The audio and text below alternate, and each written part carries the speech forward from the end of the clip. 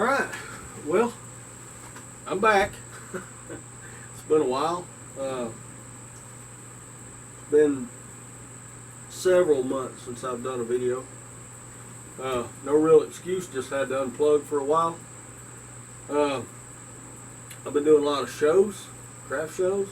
This year, I'm doing 5 altogether, and I've got 2 more left to go. So I've been doing a lot of turning and a lot of working at my primary job and everything else, and just really didn't have time to get any videos done. And I also deleted my Facebook. I don't know, Facebook's kind of weird. When you're sitting around conversing with somebody about something, you go on Facebook and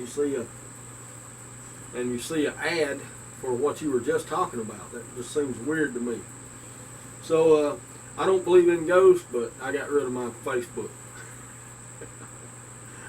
Anyway, I bought a couple pieces of equipment.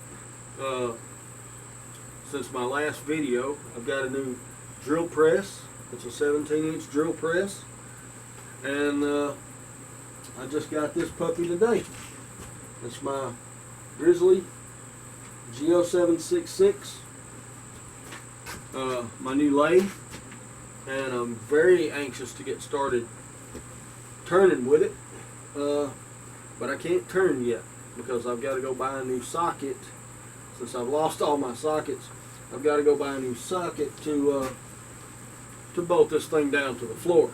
And yes, this is a wooden floor in here. This used to just be a prefabricated storage building. So, you know, I've had to get under, I got under there and I put in another beam in across all the joists up under this lathe, so should be good to go. The lathe weighs almost 500 pounds, and the headstock alone feels like it weighs 100 pounds. Had to manhandle it to get it on here. But yeah, my first impressions are really nice. I really like it. It's everything I expected. It's bigger than what I thought. I knew what the dimensions were and the swing and all the specs, but it's just a whole lot bigger than I was expecting in my head. Now, I know I was in my last video on my McNaughton tools, I was kind of harsh toward the factory on their fit and finish because it was a very expensive tool, and I had to actually work on them a little bit and polish them just to get them to operate properly. It's a great tool now, and I've used it a good bit. But that was the deciding factor to going with a newer lathe was my G0462 that I've been turning on. It was my first lathe, and that lathe with the Reeves transmission, the minimum speed was 600 RPMs, and that's too fast to be trying to use a McNaughton or probably any kind of coring tool.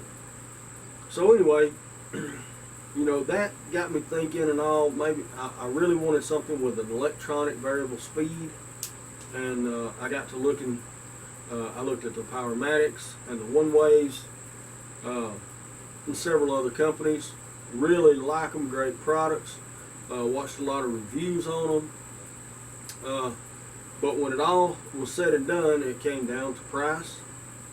And the Grizzly, for the features that it has and the power that it has, it beats them all hands down. So I gave it another shot. I've got a shop full of Grizzly equipment, and of course there's no endorsement. All of this stuff in here was bought. Grizzly hasn't paid me to do anything, and they haven't asked. But I do have a lot of Grizzly equipment in here, and I found that it is really good stuff, and it's very economical. So, getting started, I've seen reviews on the 733, and this is the 766. 733 has an 18-inch swing and a 2-horse motor. This one has a 22-inch swing and a 3-horse motor. Okay, but the guy that was doing the review said, you know, this was really sharp, and it may be on the 733, but on the 766, like this one, all these edges are chamfered and they're really smooth on the insides of the bedways and everything works really, really nice. The bed is perfectly smooth and flat, and there's no blemishes on it, except where I was putting the headstock on. I put a scratch on the bed when I was putting headstock on. When my son and I lifted it up and set it on, the bolt on the bottom of it scratched the surface a little bit. So that's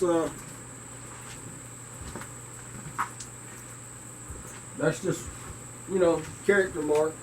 You can't even feel it when you run across it with your hand hardly, so it won't cause any problems. But watch this. I'm loosening up the headstock, and that thing just glides, just as slick as a button. Everything on this thing glides really smooth. Everything glides really smooth. The tailstock, everything's just really, really smooth. Almost effortless. Very, very good machine work on this lathe, but it is a 22-inch swing, so you know, you could theoretically get a 22-inch bowl over the bedway. However, if you want to go bigger, you can slide the headstock to the end of the lathe and turn outboard down there. I can't because I don't have any room in here, but I'm probably never going to turn over a 22-inch bowl anyway. But my first impressions with this lathe is I really like it, and I'm not just saying that because I just got it home today and got it put together. I did a lot of research on them and things like that, and it just really seemed like, for what I wanted, I wanted something that could do really big bowls, you know, in a decent price range that I could afford. So this thing has 2 speeds. It's got a high and low range speed here, and it's just a thumb screw. You just unscrew here.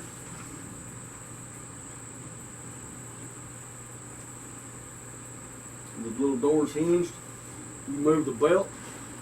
If it's on the side closest to the motor, that's your high speed range. Well, you loosen this, and you can lift the motor. You can see how this all works here. Yeah. Do that, lift the motor, and then you can lock this back down, and you can change the belt or take the belt off if you need to. Okay. When you get done, you loosen that, tension the belt back up, check it, belt's tension well, close the little door, and you're good to go. And if you forget which is high and low range, it's right there. It's a VFD operated. It's a 3-phase motor, 220 volt, and they control the speed with a variable frequency drive. Okay, so I've got this nice little turn wheel right here. I've got forward and reverse, which I didn't have on my other lathe, and you've got your emergency stop here. But if you look here, you got 2 switches. Now this lathe is a little different because if you ever push this button, the stop button, or the emergency stop here, which just pushes that button, then when you start back, if it was not in the middle position, it won't run. So let's see here. All right, that's the stop position. And when I turn the lathe on and start increasing my speed, see, I'm at max speed there, but I get no rotation. You have to start from there. When you start your lathe, it has to be in the middle position, and then you can operate it.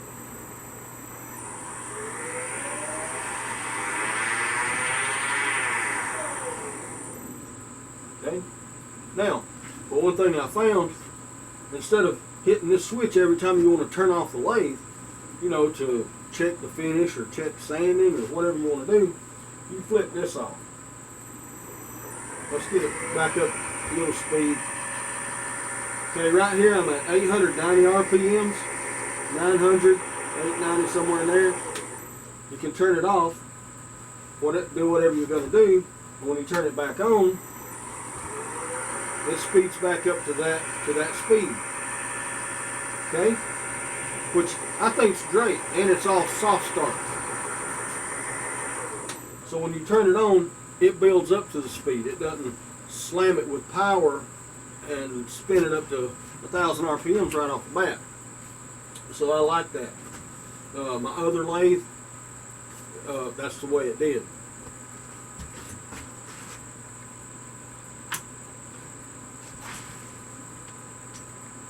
I'm getting ready to turn, well, let's see. Okay, but anyway, the tool rest is 14 inch.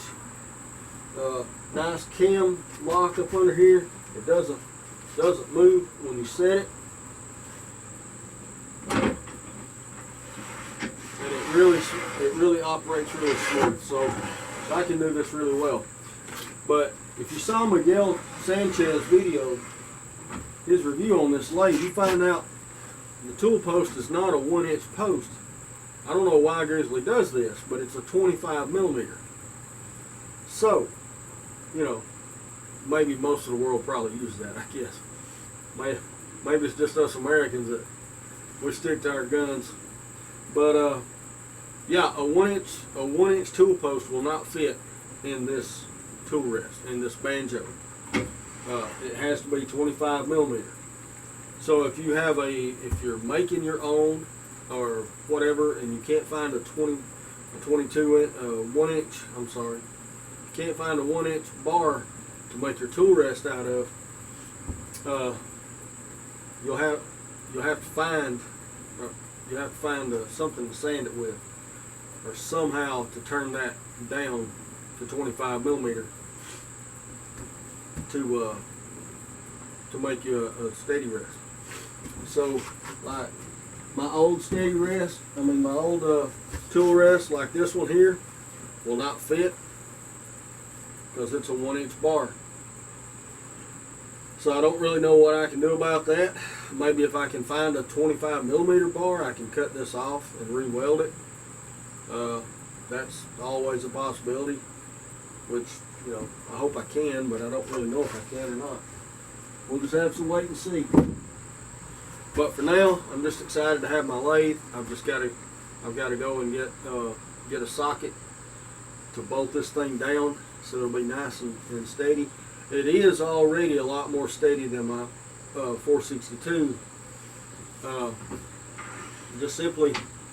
I think it's just simply because of the weight. It's a whole lot stronger, and it does move a little bit, but that's just having a wooden floor, guys. That's all part of it. But up under these feet, I've got 2x down in there that I'm going to run these lag screws down into. I'll never have a problem with this thing falling over or flipping or anything like that. Mainly because I can get this speed down to 100 RPMs, and even with a rough turn bowl that's out of balance, I can still keep it in control. My 462, sometimes it would be pretty scary. That lathe would want to jump around the shop in here. If I didn't have it bolted down good, it would have jumped all over the shop too. So, but anyway, I've got to get that done before I can start turning. I bought me a really nice piece of wood at Rockler today. When I picked this lathe up, I went by Rockler mainly to get a new faceplate. It's a 4.5-inch faceplate that I'm going to use on this lathe whenever I turn bowls and things.